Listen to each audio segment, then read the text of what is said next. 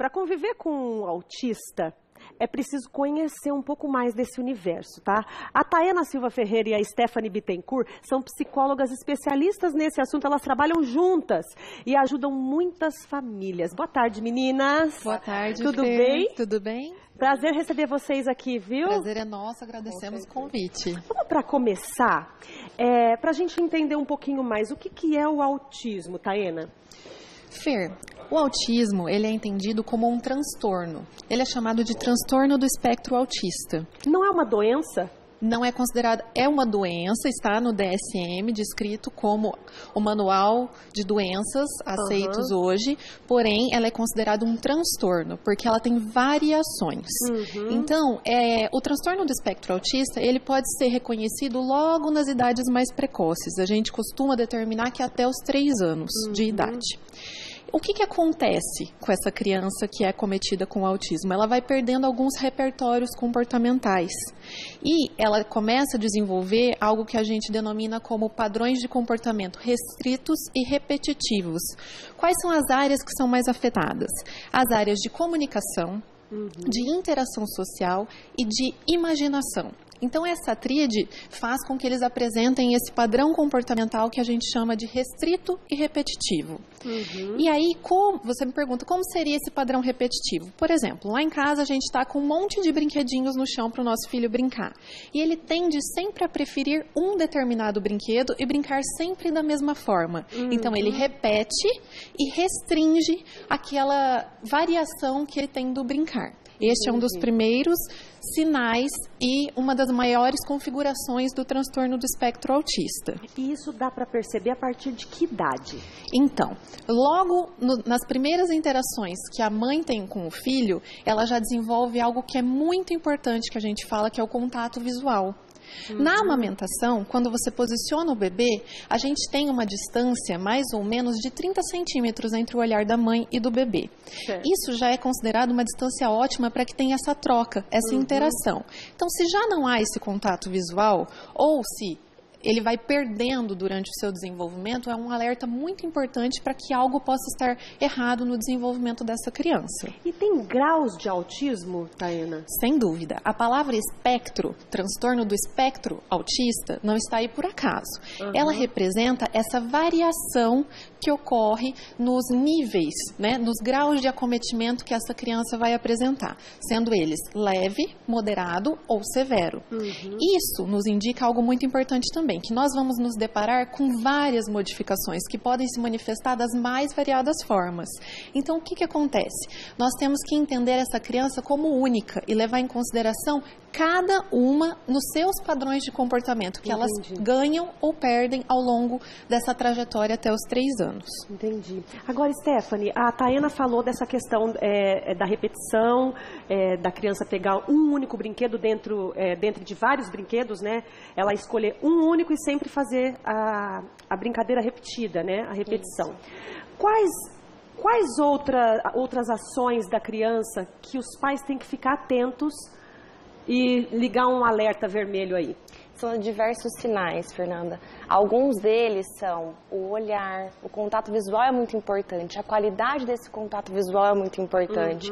A criança olha como? Ela olha para você assim, do nada, ela para de olhar ou ela olha através de você, ou a sua presença não faz sentido para ela ali, não muda nada naquele ambiente, isso é um sinal. Outro sinal que a Taena já havia comentado sobre a restrição. Isso também pode ser visto às vezes na restrição alimentar, em algumas cores de alimentos, em alguns sinais de alimentação restrita que a criança tem. Com pessoas também? Também. Por vezes isso acontece, por vezes isso não acontece. O autismo ele é um transtorno muito amplo. A gente não tem como definir. Isso é assim, toda criança autista será assim, ela se comportará desta forma. Não, é uma coisa muito mais complexa. Todas as crianças do espectro, que a gente chama, elas são únicas. Porque o transtorno ele acomete diversas áreas das mais diversas formas. Agora, como é que é feito o diagnóstico, Taena? Fer, um ganho que nós tivemos de uma forma recente é a Lei 438, que ela orienta o SUS a um protocolo padronizado com mais ou menos 20 questões que vão orientar essa avaliação sobre o possível desenvolvimento psíquico que essa criança está tendo até os 18 meses de idade. E aí você me pergunta, por que é tão importante esses 18 meses? Porque é neste período que está se formando o sistema nervoso dessa criança. É quando as conexões neurais dela estão acontecendo a todo vapor. Isso se faz muito importante porque, se diagnosticado precocemente, a gente já pode fazer uma intervenção mais direta e aumentar as chances que essa criança tem de arrumar essas conexões da forma como ela deve ser ou como ela tinha e perdeu. Porque o transtorno do espectro autista, ele causa muito sofrimento para as famílias, especialmente porque a mãe vê o seu bebezinho se desenvolvendo e num dado momento ele tem uma queda no repertório comportamental que ele apresenta. E isso faz com que a família toda sofra muito. Além disso, o que torna o diagnóstico desse transtorno do TEA, que a gente chama, muito difícil, é que ele não vem sozinho. Ele vem como peças que se encaixam com vários sintomas que a gente fala. Por exemplo, convulsão, hiperatividade. Agressividade também? Sem dúvida nenhuma. Todos eles são agressivos ou não? Tem autista que não é agressivo? Não, tem autistas que não são agressivos, Fer. Isso não é um padrão. Mas, assim, como vem vários desses possíveis sintomas em separados, você pode tratar uma hiperatividade em separado, um distúrbio do sono, um distúrbio de linguagem. Entendi. Então, o que você tem que fazer? Você tem que avaliar a criança em um aspecto global, entender o que está se formando ali, como se você juntasse pecinhas de um quebra-cabeça, para então ver se ela se enquadra ou não no transtorno do espectro autista. Oi, Stephanie, você estava falando dos sinais, né, dos sintomas. A fala tardia, a criança que demora muito para falar, é um sinal? Sim, muitas vezes é um dos sinais. Pois é difícil a gente conseguir definir assim, qual é o aspecto que a criança autista não fala. Porque tem uns que falam sim, Fer. Tem uns, inclusive, que a fala ocorre no tempo normal. Mas, por vezes, essa fala é estereotipada, ela tem muitas características de desenhos animados, ela tem falas muito repetitivas, aquele cantarolar fora de hora, sabe? Ou aquela repetição ecóica, como se tivesse dado um eco na voz, ela repete muito o que você fala. Então, tudo depende da avaliação dessa fala. Agora, tem outras realmente que falam aos 4 anos, aos 3 anos, aos 6, 7. Tayana, pode ser confundido com timidez, por exemplo, ou até uma hiperatividade, no caso dos que são muito agitados, agressivos até? Sem dúvida nenhuma, Fer, o que torna o diagnóstico novamente muito difícil. Por quê? Porque uma das características primordiais do TEA é essa baixa interação social que a criança ou o adolescente vão apresentar. Então, muitas vezes ele é tido como tímido.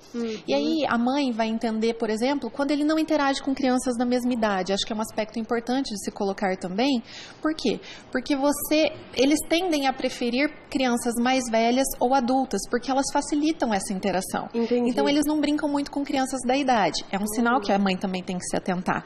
E aí, você pensa, se ele não brinca com criança da mesma idade, é porque ele é tímido, não tem problema. E aí vai ficando cada vez mais tardio esse diagnóstico, porque quando ele não fala, a mãe pensa, opa, tem alguma coisa errada.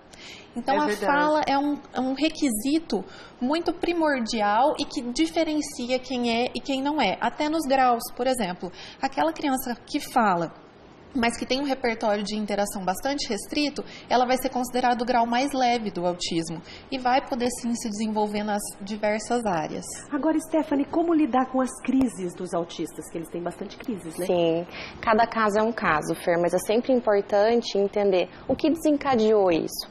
Quais são os comportamentos que a gente consegue ver que são sinais para isso.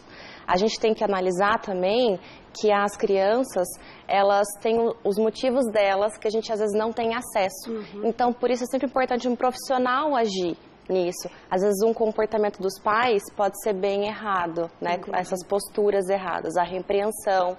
Tudo isso um profissional bem capacitado, ele pode auxiliar nesse processo. Agora, Tayana, a gente teve até uma novela uns anos atrás que tinha uma personagem que era autista e que acabou casando com um advogado. Isso ocorre na vida real? Os autistas podem ter uma vida normal, assim, casar, ter uma família? Sem dúvida nenhuma, Fer, e não é raro. o caso da pessoa com TEA que consegue desenvolver essas habilidades, principalmente se essa intervenção começar lá nas primeiras idades, em que o diagnóstico possa ser feito antes. E por isso que a gente frisa tanto nessa importância de intervenção precoce. E o diagnóstico, vale lembrar, Fer, que ele deve ocorrer com um neuropediatra e com uma psicóloga também, que vão fazer essa avaliação em nível global, para então fechar esse diagnóstico. E hoje nós temos um ótimo resultado com o tratamento que a gente chama de ABA, que é a análise do comportamento aplicada. Pela OMS, é o tratamento mais eficaz no momento para esse tipo de transtorno. Então, as pessoas que já começam com essa intervenção logo nos primeiros anos, elas são capazes de namorar, elas são capazes de formar uma família, de trabalhar, de ter um desenvolvimento mais próximo do típico. Por isso, a importância dos pais ficarem muito, muito atentos. Meninas, muito obrigada. Um beijo grande lá para o pessoal do Instituto Carpe Diem, tá? Que está fazendo um trabalho lindo com as crianças autistas. Muito obrigada. Muito obrigada. Parabéns pelo trabalho de vocês. Obrigada pelo convite. Obrigada.